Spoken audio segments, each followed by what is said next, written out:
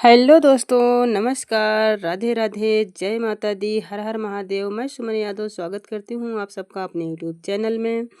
आप लोगों के बीच एक कजरी लेके आई हूँ, कैसा लगा कमेंट बॉक्स में ज़रूर बताइएगा। गौरा ढूंढेली अपना सजनवा, भांगिया के खेतवा खेतवे ना। गौरा ढूंढेली अपना सजनवा, भांगिया के खेतवा खेतवा ना। मालिनी से पूछली कहाँ रेनी से पूछली, मालिनी से पूछली कहाँ रेनी से पूछली, पूछली राह के बाट बटोहिया से, कहीं मोरे सजना देख लू ना।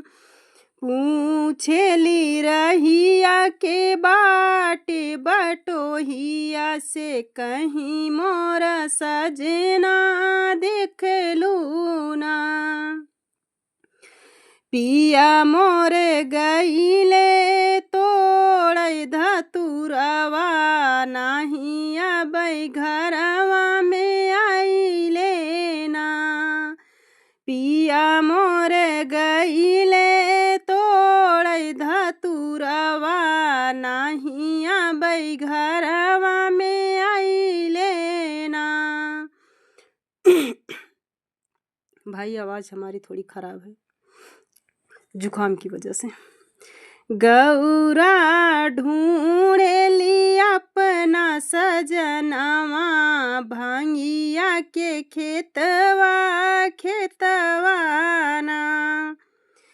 ना हम जानी गौरा ना पहचानी, ना हम जानी गौरा ना पहचानी, कैसे बाड़े गौरा तोहरा सजना ना। कैसन बाड़े गौरा तोहरा सजना, कुछ पहचानवा बताऊ तू ना। गौरा ढूंढेली अपना सजनवा, भांगिया के खेतवा खेतवा ना। माथे पे जटा जटा में बहे गंगा, माथे पे जटा जटा में बहे गंगा, गलवा में लटके विष धरे नगवा, कहीं मोरा सजना देख लू ना। गलवा में लटके विष धरे नगवा, कहीं मोरा सजना देख लू ना। गौरा ढूंढेली अपना सजनवा, भांगिया के खेतवा खेतवा ना। हाथ में त्रिशूल त्रिशूल में डमरू, हाथ में त्रिशूल त्रिशूल में डमरू, कमर में पहिरे मृग के छलावा, कहीं मोरा सजना देख लू ना। कमर में पहिरे मृग के छलावा, कहीं मोरा सजना देख लू ना।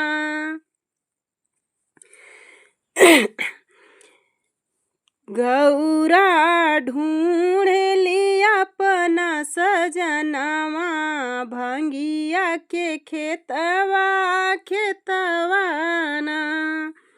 देखली मैं देखली गौरा ऊँचे पर्वत बैठे के फूँके लगा जवाना। देखली मैं देखली गौरा ऊँचे पर पर्वत पे देखली, मैं देखली ऊंचे पर्वत पे बैठी के फूके लागा जावा चिलमिया, गौरा तोरा सजना देखली ना। बैठी के फूके लागा जावा चिलमिया, गौरा तोरा सजना देखली ना। गौरा ढूंढली अपन सजनावा, भांगिया के खेतवा खेतवा ना।